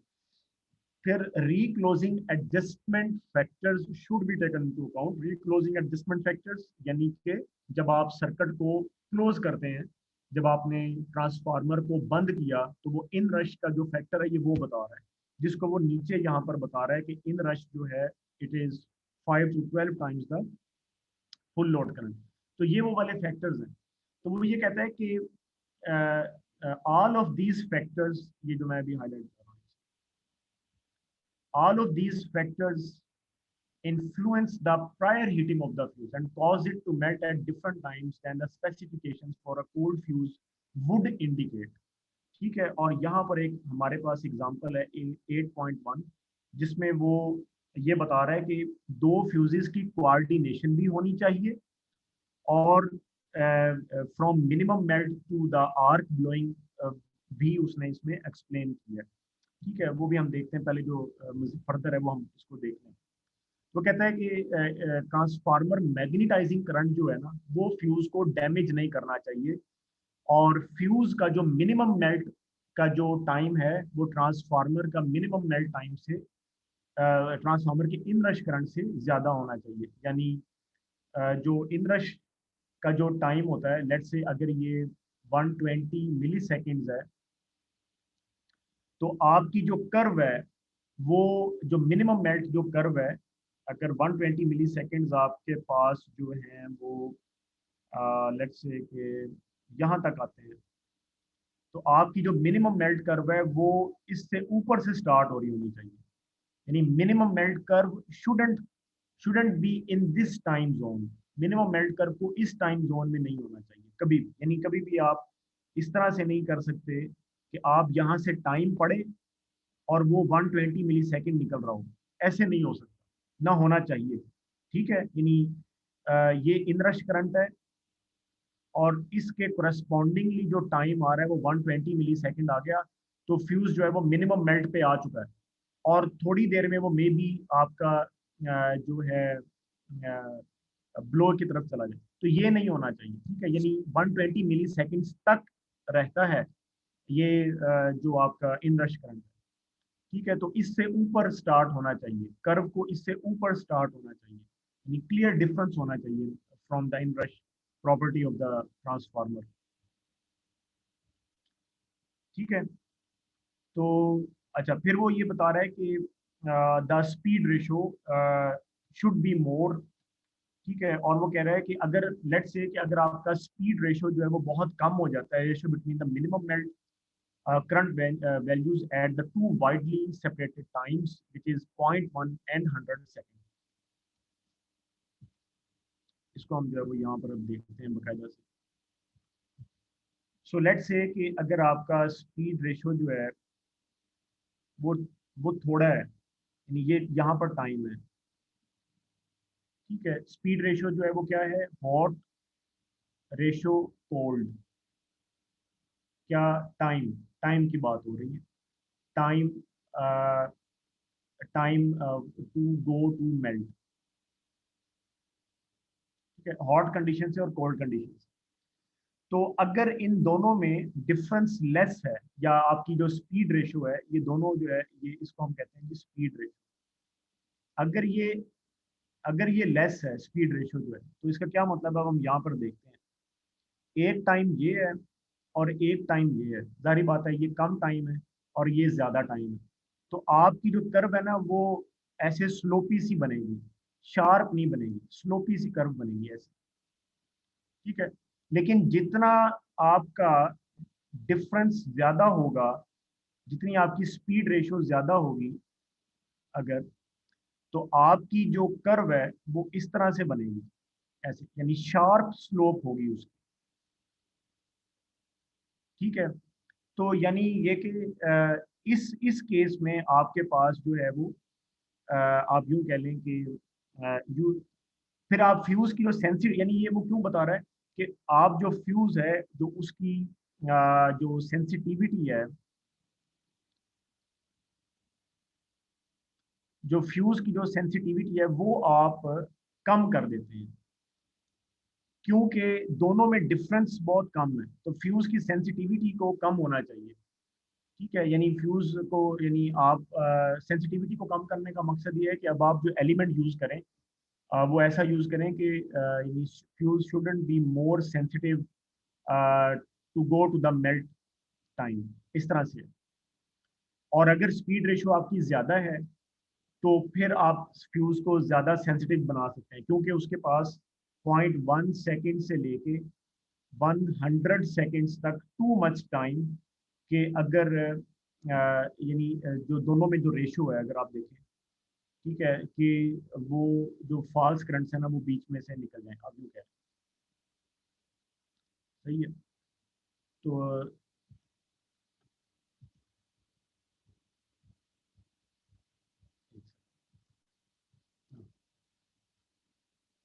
ठीक है, तो वो कहता है कि a smaller speed ratio would mean a more sloping characteristic and for proper degree of coordination such a fuse would have to be set at a smaller sensitivity, फिर आपको उसकी सेंसिटिविटी को इतना ज़्यादा नहीं शार्प नहीं करना। So it is desirable to always have a high speed ratio as possible, जिसको उसने यहाँ पे एग्जांपल में एक्सप्लेन भी किया है। तो वो ये कहता है कि let say if you have two fuses, तो बी वाला जो फ्यूज है वो आपका आप देख रहे हो कि जल्दी ब्लोइंग की तरफ जा रहा है as compare to the A fuse on the high voltage side. अब उसकी रीज़न भी है ना, उसकी रीज़न ये है कि यहाँ पर जो आपका फॉल्ट है, जो आपकी लोअर साइड पर जो फॉल्ट है वो ज़्यादा आता है, ठीक है। और या आप यूँ भी कह सकते हैं कि you have to make a clear difference या कोऑर्डिनेशन। अच्छा खैर, ये तो आपका जो है वो आपको नज़र आ रहा है कि आपने यहाँ पर जो फ्यूज़ की टाइप है और जो यहाँ पर फ्यूज़ की टाइप है वो इस तरह से यूज़ किया है कि मिनिमम मेल्ट का जो फासला है दोनों का वो बहुत ज़्यादा है, यानी जो बी टाइप फ्यूज़ है उसकी जो पीछे वाली कर्व है वो मिनिमम मेल्ट कर्व है, ये वाली जो है जिसके ऊपर मेरा एरो जा रहा है, और अगली जो कर्व है वो ब्लोइंग कर्व है। इसी तरह से जो फ्यूज़ ए है उसकी उसने दो कर्व शो की है, दो कर्व्स हैं, ये डॉटेड वाली जो कर्व है ये भी मेल्ट कर्व है, और जो आगे सॉलिड लाइन वाली कर्व है इसको तो उसने मिनिमम मेल्ट दिखाया ही है। और उसके बाद जो फाइनल सबसे आगे वाली जो कर्व है वो टोटल फॉल्ट क्लियरिंग कर्व है, ठीक है। तो जो जितना आप जो है यानी राइट साइड की तरफ आप अगर आप मूव करते जाएंगे तो इसका मतलब ये है कि यू नीड यानी कि मोर टाइम, ठीक है। और जितना आप लेफ्ट साइड की तरफ आता जाएंगे तो इसका मतलब ये है कि आपके पास जो टाइम है वो यानी कम टाइम है आपके पास, ठीक है। And there is a clear coordination between the two, और यही जो है वो यहाँ पर वो शो कर रहा है। तो वो यहाँ पर बता रहा है the characteristic A has variability, यानी जो ए आपका फ्यूज है उसमें ऐसे है कि आपके पास दो कर्व्स आ रही हैं और दोनों मिनिमम एड की दो कर्व्स आ रही हैं and dotted line in its group of the characteristic, ये वो बता रहा है कि और जो आपके पास बी फ्यूज है उसका ए से क्लियर मार्जिन है। तो वो कहते हैं the high side fuse must also coordinate with the short circuit capability curve. अच्छा ये वाला जो है ना, इसको मैं ई टैब से भी आपको दिखा दूं कि इसने एक और कर्व शो किया यहाँ पे, जो मैं अभी आपको ई टैब से दिखाता हूँ और हम इसका ई टैब में सिमुलेशन भी करेंगे हम इसकी ना, ठीक है। तो ये कैपेबिलिटी कर्व है जो कि उसने हाईलाइट की है। ये कैपेबिलिटी कर्व से मुराद ये है कि ये ट्रांसफार्मर की शॉर्ट सर्किट कर्व कहलाती है। Transformer capability curve is nothing but the short circuit curve. तो शॉर्ट सर्किट कर्व से जो आपका फ्यूज ए है ना, या जो आपकी फ्यूज की कर्व है, उसका एक वाजिया फर्क होना चाहिए। उसकी क्या रीजन है, यानी वो ये बता रहे हैं यहाँ पे the high side fuse must also coordinate with the short circuit capability of the curve of the transformer it is trying to protect। ये मैं आपको अभी बता चुका हूँ लेकिन आपको दोबारा अभी बताता हूँ यहाँ पे। अब हम यहाँ पे देखते हैं। तो टोटल जो बात हो रही है ना वो ये है कि ये आपके पास कुछ ट्रांसफार्मर की कैपेबिलिटी कर्व, कैपेबिलिटी कर्व, ये कैपेबिलिटी कर्व जो है it is nothing but it is the fault curve, आप यूं कह लें, ठीक है। इसको आप फॉल्ट कर्व कह लें, फॉल्ट कर्व, शॉर्ट सर्किट नहीं कहेंगे आप, फॉल्ट कर्व कह लें, फॉल्ट। और ट्रांसफार्मर में कितने तरह के फॉल्ट्स आते हैं अभी मैं शुरू में एक्सप्लेन कर चुका हूँ, mechanical fault and electrical fault. तो कैपेबिलिटी कर्व जो है ये यानी ये इस तरह से नहीं है जैसे उसने बुक में ड्रॉ की है, ये बहुत सारे कर्व्स का मजमुआ उसने यानी समेशन कर्व बनाई है। ये मैं अभी आपको ई टैब से दिखाऊंगा ना तो आपको पता चल जाएगा। ये फॉल्ट कर्व कहलाती है। तो इसमें कुछ फॉल्ट्स मैकेनिकल भी हैं और कुछ जो है वो इलेक्ट्रिकल भी हैं। और इलेक्ट्रिकल में भी फ्यूज ने उनके लिए चलना है, इलेक्ट्रिकल में भी कैटेगरी है, फ्यूज ने उसके लिए चलना है जो ओवर करंट टाइप है, यानी ग्राउंड टाइप या फेज टाइप फॉल्ट जो भी है, वो नहीं चलना जो इंटरटर्न फॉल्ट्स हैं या जो कोर टाइप फॉल्ट्स हैं जो मैंने भी आपको एक्सप्लेन किए। तो इसीलिए फ्यूज को वो कह रहा है कि आपको इससे कोऑर्डिनेट करना है, यानी आपका जो फ्यूज ए है वो क्लियर कोऑर्डिनेशन में हो। ये ना हो कि ए की कर्व कैपेबिलिटी कर्व के बहुत पास हो, इससे फ्यूज आइडेंटिफाई नहीं कर सकेगा कि ये कौन सा फॉल्ट है और गलत ट्रिप हो जाएगा। This is meant by the coordination with the capability curve. ये बहुत इंपॉर्टेंट पॉइंट है। और यहाँ पर आपका फ्यूज बी आ रहा है, ठीक है, ये आपका फ्यूज बी है। तो फ्यूज बी जो है वो जो उसकी जो कर्व है ना वो इसलिए पीछे बनाई है क्योंकि ये आपकी लोड साइड होती है और यहाँ पे करंट जाहिर बात है कि ज्यादा होगा। यानी अगर आपका 11 केवी का ट्रांसफार्मर है और ये आपकी 132 केवी की साइड है, तो यहाँ पर जो करंट होगा वो ज्यादा होगा क्योंकि वोल्टेज थोड़े हैं तो करंट ज्यादा होगा। और यहाँ पर जो करंट है वो कम होगा बनिस्बतन सेकेंडरी साइड, बिकॉज यहाँ वोल्टेज ज्यादा है। तो इसीलिए जो बी की जो कर्व है ना वो पीछे की तरफ आई है, ठीक है। यानी it the fuse should trip at a very less time और यहाँ पर आपके पास लोड लगा होता है, ठीक है। और फॉल्ट के लिए जो आपकी बी कर्व है उसका जो टाइम है वो बहुत कम है, ठीक है। या मतलब यूं कह लें कि वो आपके पास ज्यादा इन्वर्स में आ रही है, ठीक है। तो जो ए वाली कर्व है वो इसीलिए आगे की तरफ, क्योंकि वो हाई वोल्टेज साइड है और करंट कम है, ठीक है, तो इसीलिए वो आगे की तरफ जा रहा है। समझ आई? तो ये बात है।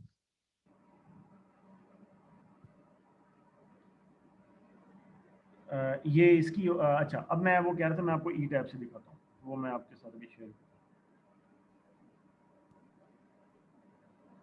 सर ये ना एक दफा फॉल्ट करंट के बारे में जरा दोबारा बता दीजिएगा सर ये। हाँ वो भी मैं आपको बताता हूँ, एक सेकंड। कैपेबिलिटी कर्व जैसे बनाई है।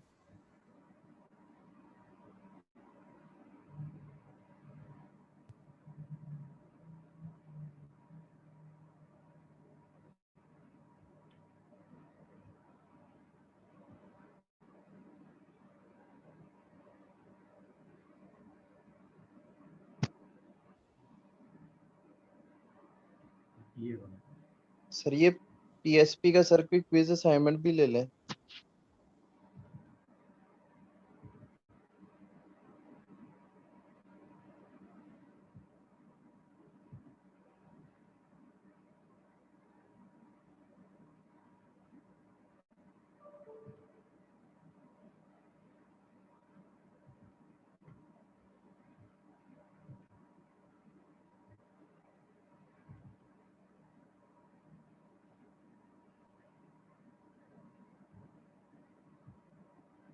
अच्छा, वो ब्रेकर को ये अच्छा, तो ये आपके सामने शो हो रहा है इसका जो प्रोटेक्शन वाला टैब है ट्रांसफार्मर का, ठीक है। ये हम ई टैब में भी देख लेंगे।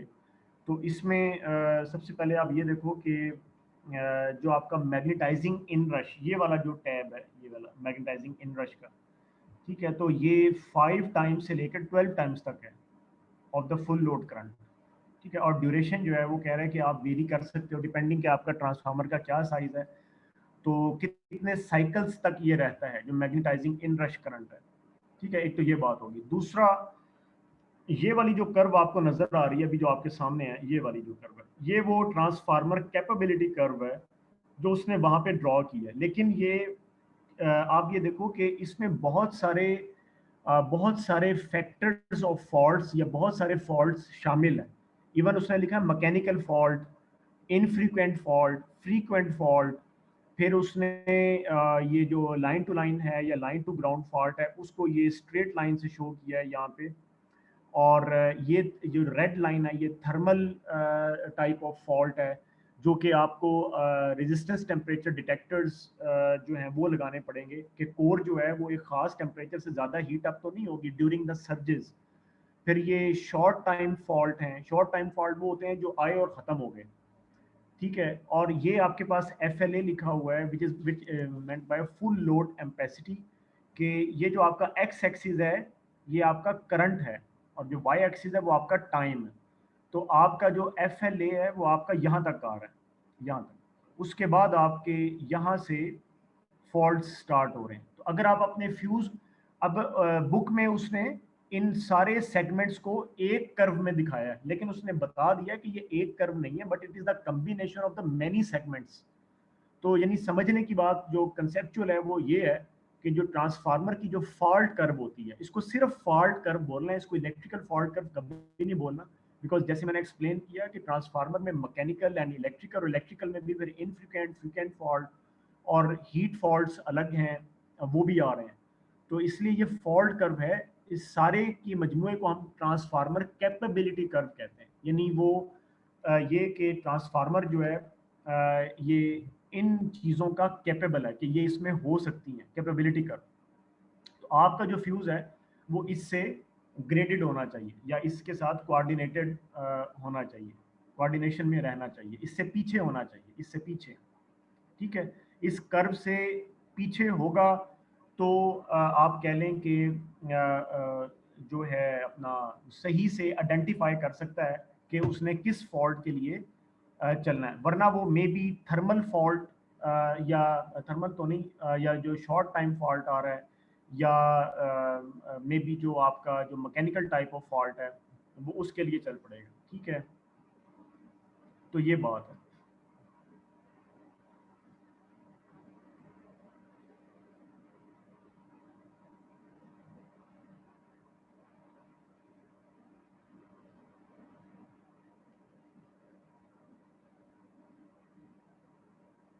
ठीक है,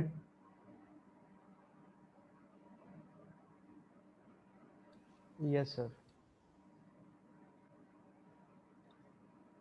अच्छा। हाँ, एक ये कॉन्सेप्ट है, ये भी मैं आपको बता दूं। मे बी वो जो आप क्वेश्चन पूछ रहे हैं, पता नहीं मुइज ने कुछ पूछा है, वो भी इसमें कवर हो जाएगा। Yes sir. अच्छा, इसमें एक ये चीज़ होती है कि आप की जो कर्व होती है ना, अगर ये लेट से ट्रांसफार्मर की कैपेबिलिटी कर्व है, ये वाली जो है कैप कर्व जो है ट्रांसफार्मर की, तो आपका फ्यूज यहाँ पे होगा। उसकी रीजन ये है कि जब सर से पानी गुजर जाएगा तो फिर क्या फायदा, उससे पहले प्रोटेक्ट करना है ना आपने। यानी कैपेबिलिटी कर्व में कोई भी जो ओवर करंट चीज है उसको आपने प्रोटेक्ट करना है, ठीक है। तो उससे कुछ पहले आप फ्यूजिंग एलिमेंट अपना चाहेंगे कि वो ब्लो हो जाए। क्यों, नहीं समझ आई बात? इसीलिए उसको हमने हमने ये यस कहा सर। कि जो फ्यूज आपका ए है, यहाँ पर ए आ रहा था, हाँ, तो वो उससे पीछे होना चाहिए, ये बात है, ठीक है। और इसी तरह आप जो है जैसे जैसे आप पीछे आते जाओगे तो आप उस शॉर्ट सर्किट को कवर करते जा रहे हैं। अब जैसे फ्यूज बी जो है वो यहाँ पे है, इसका मकसद ये है या इसका मतलब ये है कि जो ट्रांसफार्मर की जो सेकेंडरी साइड है यहाँ पर फ्यूज बी है और आप फॉल्ट को यहाँ पर कंसीडर कर रहे हो, और इसी के लिहाज से आपने फ्यूज ए को यहाँ पर बताया हुआ है। यानी यहाँ पर considering the fault on this side, जो लो आपकी डाउन स्ट्रीम साइड है, आपने फ्यूज बी को यहाँ पर बनाया है। और क्योंकि उसने पहले चलना है, उसने पहले ऑपरेट करना है, उसके बाद आपका जो है वो फ्यूज ए की बारी आएगी। ये यस एक सर, तरह ऐसे ही। का यूं कह लें कोऑर्डिनेशन में है विद द फ्यूज बी।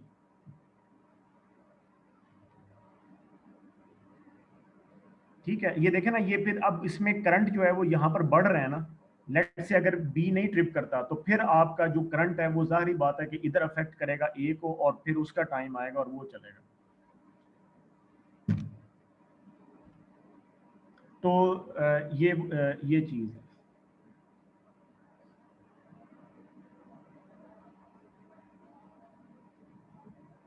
क्यों, नहीं समझ आई?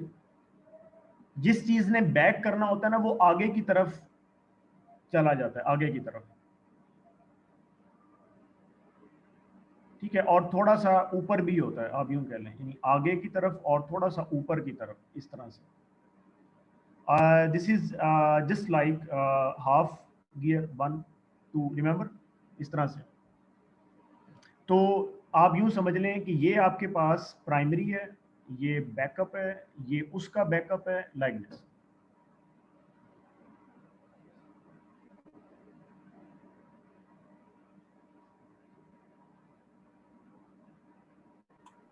यस सर, ठीक है। ठीक है,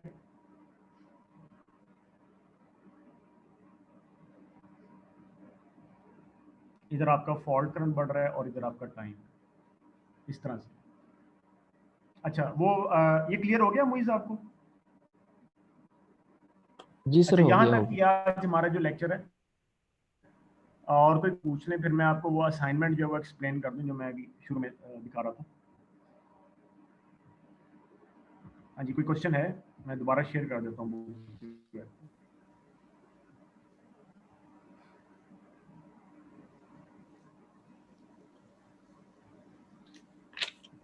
सर जो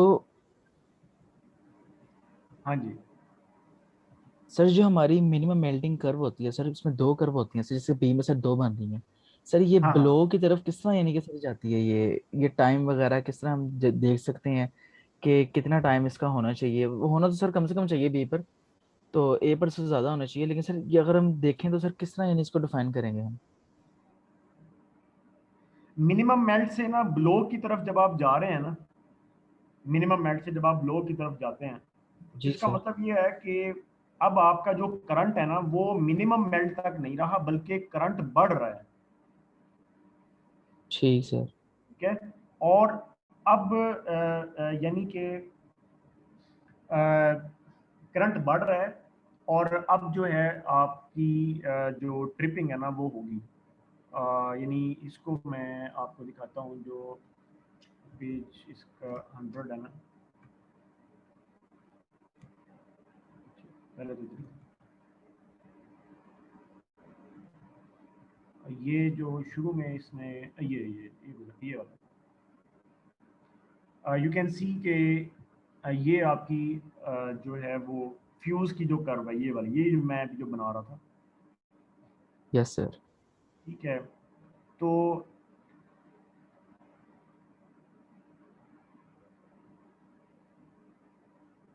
करंट आपका बढ़ रहा है और टाइम भी आपका इलैप्स हो रहा है, तो आफ्टर सम टाइम ये आपका जो फ्यूज है वो ब्लो हो जाएगा। आप यूँ कह सकते हो कि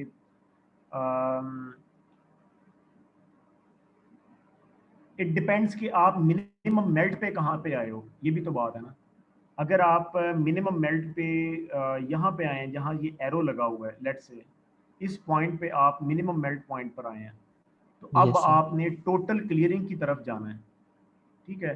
तो टोटल क्लियरिंग में आपका जो करंट है ना वो बढ़ेगा, यानी अब आप पहले इधर एक्स एक्सिस की तरफ आओगे जिधर करंट बढ़ रहा है, ठीक है। ठीक है। इस तरह से यानी आपका बनेगा कि करंट चूंकि मिनिमम मेल्ट से टोटल क्लियरिंग की तरफ बढ़ेगा और टाइम भी फिर जारी बात है कि इंक्रीज हो रहा है। तो अगर आप कर्व के इस पोर्शन पे हो जहाँ पे ये एरो लगा हुआ है, तो ये आप ऊपर की तरफ थोड़ा सा जाओगे, यानी इस तरह से आप जाओगे। इस मे भी अगर आपको यहाँ पे समझ आ रहा है मैं बोर्ड पे भी बता सकता हूँ। ये जहाँ पे एरो लगा है ना, अगर तो आप यहाँ पे हैं और अब आप फ्यूजिंग की तरफ जा रहे हैं या ब्लोइंग की तरफ जा रहे हैं, तो ये डिपेंड करता है कि आपका वो जो करंट है वो कितनी तेज़ी से जा रहा है। अगर तो it can have less time, it more time और लेस टाइम, ठीक है। तो ये डिपेंड करता है कि उस करंट की नेचर क्या है, ठीक है। लेकिन इस पॉइंट से आप यानी इस तरफ जाओगे, राइट साइड की तरफ जाओगे।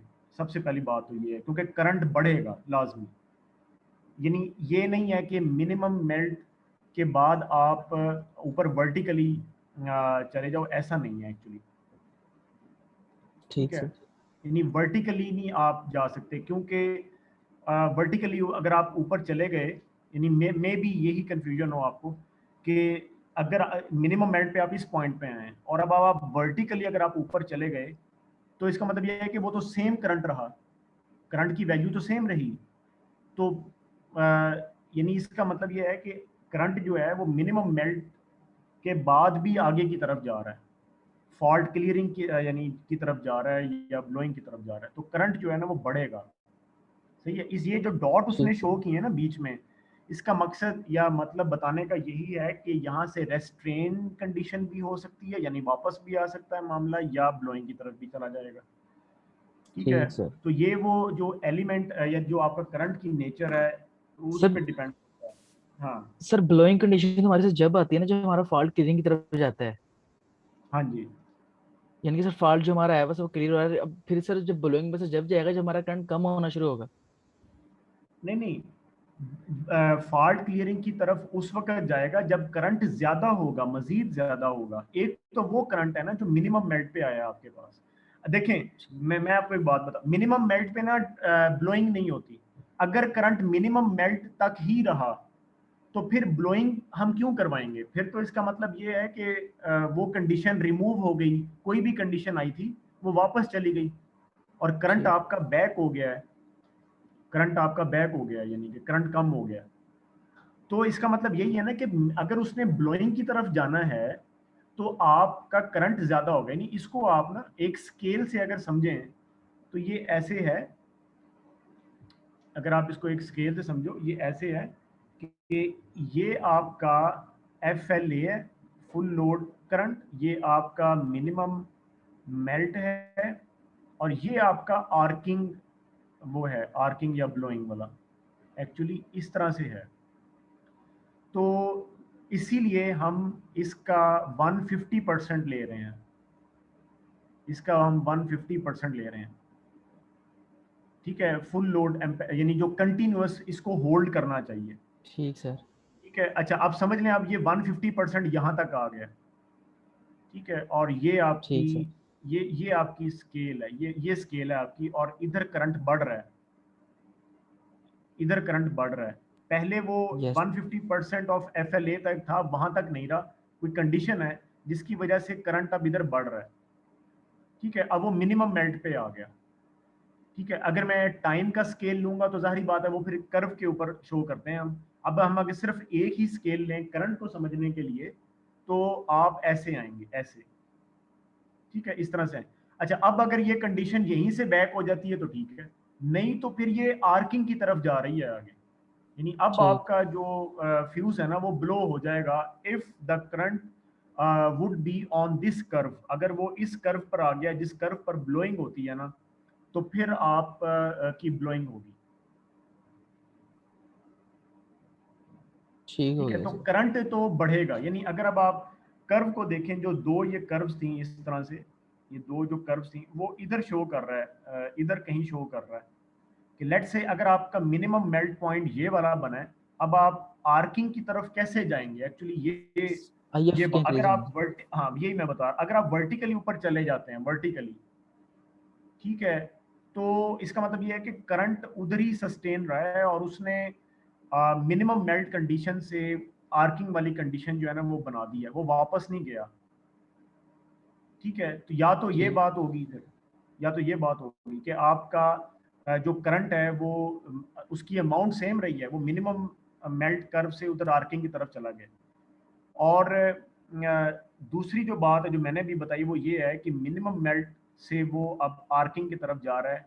यानी द पॉइंट इज कि जो है आपका जो जो करंट है वो बढ़ रहा है। ठीक है, यानी यस। जो करंट है वो अभी स्टिल बढ़ रहा है, करंट इज स्टिल ग्रोइंग। उसने मिनिमम मेल्ट पॉइंट को भी कवर कर लिया, मिनिमम मेल्ट कर्व से अब वो आगे इधर करंट। इंक्रीज हो तो गया। ये वाली जो कंडीशन है ना, ये ज़्यादा समझ में आती है कि चूंकि करंट अब इंक्रीज होगा तो वो मिनिमम मेल्ट पॉइंट पर जाएगा ना, और सॉरी अपना आर्किंग की तरफ जाएगा। आर्क ब्लोइंग पे जाएगा। हाँ, आर्किंग की तरफ जाएगा। ठीक है, और फिर यहाँ पर जो भी इसका टाइम बनेगा, अब आपके पास टाइम इन सेकंड्स जो भी आपके पास आ रहा होगा, ये यही मैं कह रहा था कि वो जो करंट की ग्रोथ है वो कैसी है, वो ऐसे है, वो ऐसे है, वो ऐसे है, समझ आई? यानी ठीक वो सर। क्या पैटर्न फॉलो कर रहा है, वो क्या पैटर्न फॉलो कर रहा है मिनिमम मेल्ट से आपका आर्किंग की तरफ जाने का। ये मिनिमम मेल्ट पॉइंट है, ये उसकी कर्व है, और ये आपकी आर्किंग की कर्व है। वो क्या पैटर्न फॉलो कर रहा है एक्चुअली, और यहाँ पर फिर क्या उसकी करस्पॉन्डिंगली टाइम आपके आ रहे हैं। ठीक हो गया सर। ठीक है, तो ये बात है। अगर वो इस तरह से जा रहा है तो ये हमें नजर आ रहा है कि it is taking some time, may be वो दरमियान से ही वापस हो जाए। और अगर वो इस तरह से जा रहा है तो इसका मतलब ये है कि जो आपका जो टाइम है वो कम है और फॉल्ट करंट भी बढ़ रहा है। यानी इस तरह से आपका टाइम जो है वो ऊपर की तरफ टाइम बढ़ रहा है ना, तो अगर वो जितना वो ऐसे डाउन होता जाएगा, ठीक है, तो इसका मतलब ये है कि जो है कम टाइम है, कम टाइम में वो ये जो width of the two curves है ये सेम ही रहती है। मे बी मेरी ड्राइंग में ये आपको शायद ज़्यादा नज़र आ रही हो कि शायद यहाँ से विड्थ ज़्यादा हो गई, ऐसी नहीं है। मगर हाँ ये है कि उसके जाने का जो उसमें मे बी ये फासला बन जाए। तो बहरहाल लेकिन ये है कि जो करंट की अमाउंट है वो बढ़ रही है और टाइम भी आपका कम हो रहा है। कम टाइम में वो जल्दी इधर आ गया। अगर एक बंदा ये कहता है कि लेस टाइम में वो आर्किंग की तरफ चला गया तो आप ऐसे शो करोगे। अगर एक बंदा कहता है वो ज़्यादा टाइम में आर्किंग की तरफ गया तो आप ऐसे शो करोगे। ये बात दरमियान में गया कहीं तो आप ऐसे शो करोगे। तो इसमें उसने लेस टाइम लिया आर्किंग की तरफ ठीक जाने सर। का, less time to arc, it is more time to arc, it is intermediate, इस तरह से है।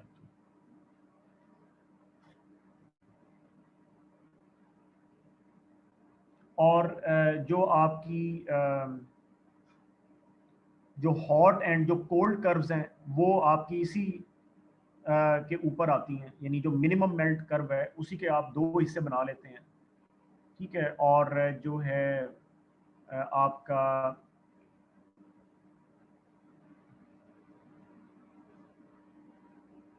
ये वाली जो आपकी, अच्छा ये तो आपकी होगी ना आर्किंग की, और कोल्ड ये होगी वाली जो सर। कर्व है ये आपकी हॉट कहलाएगी, और ये वाली जो कर्व है ये आपकी कोल्ड कहलाएगी सॉरी सर। ये वाली जो कर्व है ये आपकी कोल्ड कहलाएगी, और ये वाली जो कर्व है ये आपकी हॉट कहलाएगी। जारी बात है कि वो उसके पास है, आर्किंग के पास है। सर आर्किंग के पास मेरे ख्याल से कोल्ड निकलाएगी सर। सर लोड हमारा इसके ऊपर ज्यादा होगा, जो बेंड हो आर्किंग रही है के ज्यादा। पास लेट से अगर आपके पास, हाँ आर्किंग के पास अगर आर्किंग के पास अगर आपकी कोल्ड वाली कर्व है ना, तो it is taking less time to arc, it is taking less time to arc, बहुत जल्दी वो आर्क की तरफ जा रहा है, जो कि बात बनती नहीं है। यानी कोल्ड वाली कंडीशन से आर्किंग की तरफ अगर चीज गई है ना, तो it should take more time, it should take more yes time. Sir. यानी आर्क और कोल्ड के दरमियान फासला ज्यादा होना चाहिए और बीच में हॉट आना चाहिए, एक्चुअली यूं है ये बात एक्चुअली।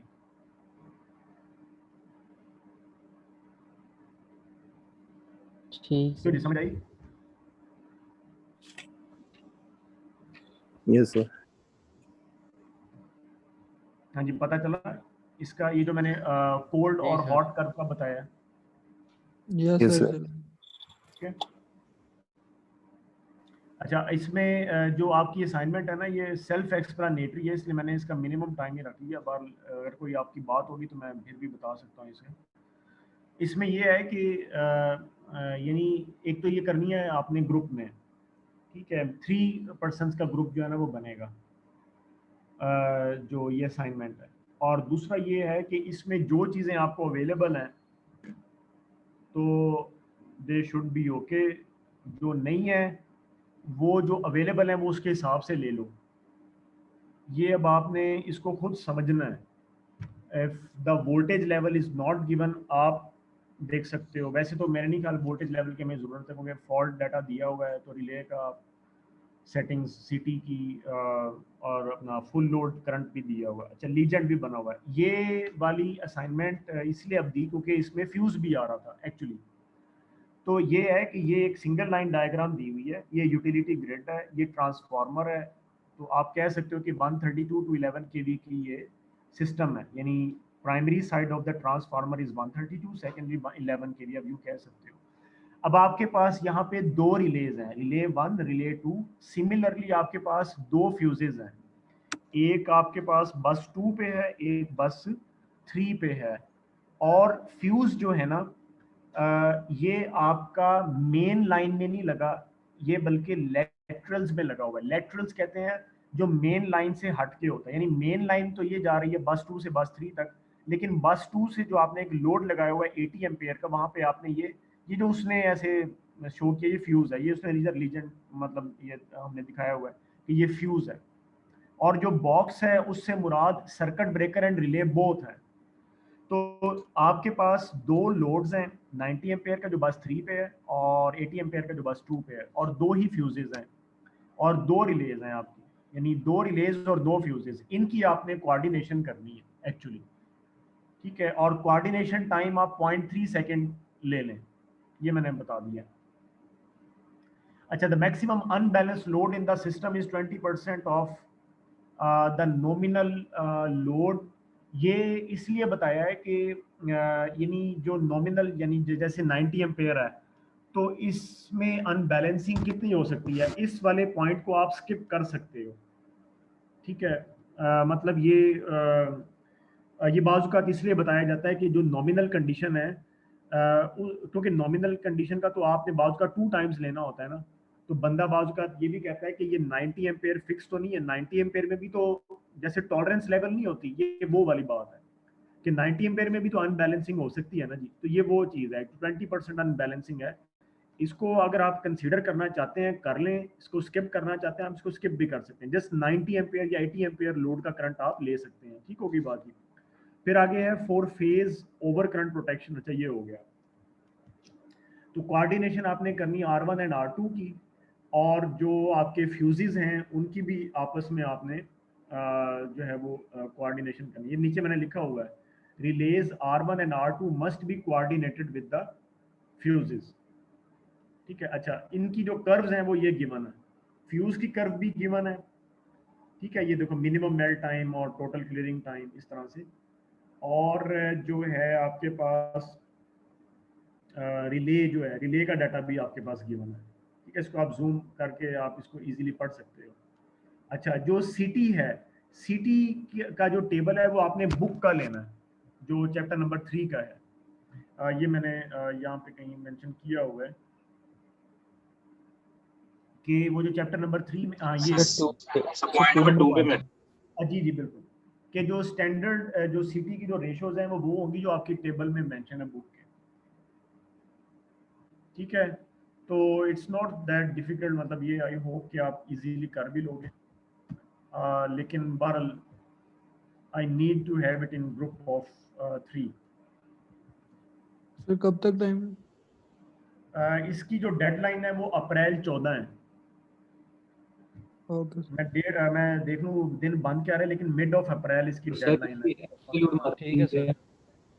क्या कह रहे हैं? एब्सोल्यूट मार्क्स के सर, एब्सोल्यूट मार्क्स सर। नहीं एब्सोल्यूट कोई नहीं, ये सेक्शन की तरह की असाइनमेंट है। सर वेडनेसडे बंद है नहीं हाँ एक सेकंड, मैंने मार्च खोला हुआ सर है। 14 नेक्स्ट को से सर। Next Wednesday. एक सेकंड, चलो ये बन रहा है आपका वेडनेसडे बन रहा है। हाँ तो ठीक है, वेडनेसडे को आप इसको सबमिट कर दें 14 अप्रैल। ये मैं मूडल पे भी LMS में लिखूंगा,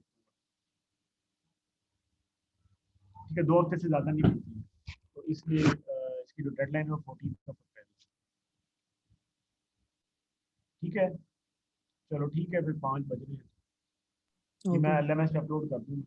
अच्छा यार, अपने अपने ना आईडी से साइन इन हुआ करें। बाजू का मुझे ईमेल, हालांकि मैं देख कर अटेंडेंस लगाता हूँ, जो जूम की रिपोर्ट है वो शो यूनिक यूजर्स करें तो एग्जैक्ट रिपोर्ट देता है। इवन जो बंदा 1 सेकंड के लिए आता है वो भी काउंट करता है, क्योंकि सॉफ्टवेयर है। तो अपने आईडी के साथ साइन इन होंगे तो मेरे पास वहाँ शो होता है। अगर आप किसी के साथ बैठकर लेक्चर सुन रहे हैं तो भी अपना साइन इन कर लें, सुन लें बेशक, मगर साइन इन अपना करें, जो आपका आईडी है उससे लॉग इन हो, ये जरूरी है, ठीक है। बाकी मैं जो अटेंडेंस है वो पूरी रिपोर्ट मेरे पास आती है, बल्कि वो 1 माह तक की रिपोर्ट होती है, और मैं उसको देख के कीनली मैं अटेंडेंस को मार्क करता हूँ। अब लेकिन अगर अपने आईडी के साथ साइन इन हो तो मेरे पास आ जाता है जो आपका आईडी है, जो ऑफिशियल ओके आपका सर। यूनिवर्सिटी का आईडी है। अच्छा, और जो बाज़ अगर आप कोई चीज़ शेयरिंग से ले रहे हैं ना, वो भी मैं आपको बता दूं, वो भी अपने आईडी के साथ ही किया करें। अगर आप अपने प्राइवेट ईमेल के साथ करते हैं, जीमेल या इस तरह, तो वो बकायदा हमें ईमेल आती है कि ये कोई बंदा है जो आपकी बुक एक्सेस करना चाह रहा है, you want to allow it और नॉट। क्योंकि हमने जो शेयरिंग सेटिंग्स हैं, और आप भी जो करते हैं आपको भी पता होगा, वो मुझे इस तरह से आता है कि university of management and technology के ग्रुप में जो भी बंदा है वो इसको उठा सकता है, तो मैं इसको ओके कर दूँ। एट UMT पे वो शेयर हुई है, एट UMT पे इन शॉर्ट, तो एट Gmail पे नहीं होगा, फिर वो आपकी रिक्वेस्ट मेरे पास आएगी जो मैं ओके नहीं करता, क्योंकि वो प्राइवेट ईमेल है। जैसे यूनिवर्सिटी के ईमेल से वो आप लेंगे तो वो चीज़ मिल भी जाएगी। अब मैं भी अच्छा वो शायद उन्होंने रिक्वेस्ट, पर ये बात, और कोई बात जो आप करना चाह रहे हो? No sir. No sir. तो फिलहाल ये असाइनमेंट करो, और भी एक आधी और मैं असाइनमेंट मजीद दूंगा। बाकी मिड पता नहीं आपके होते हैं नहीं, 26 से हैं अभी, तो खैर अप्रैल स्टार्ट ही हो रहा है। सर ऑनलाइन ही होंगे शायद। पता नहीं, लग तो यही रहा है जैसे सिनेरियो जा रहा है बाहर। Let's see. मुश्किल ही लग रहा है क्या? Yes sir. सर मिड की जगह जैसे पहले हुए थे वैसे ही होगा मुझे लग रहा चलो ये तुम पढ़ो जो भी है, पढ़ो सही, कोर्स के साथ साथ पढ़ते रहो, ठीक है। चलो ठीक है यार, ओके फिर, अल्लाह हाफिज़। है। Okay sir, Allah thank you. हाफिज़। ओके सर, अल्लाह हाफिज सर। आप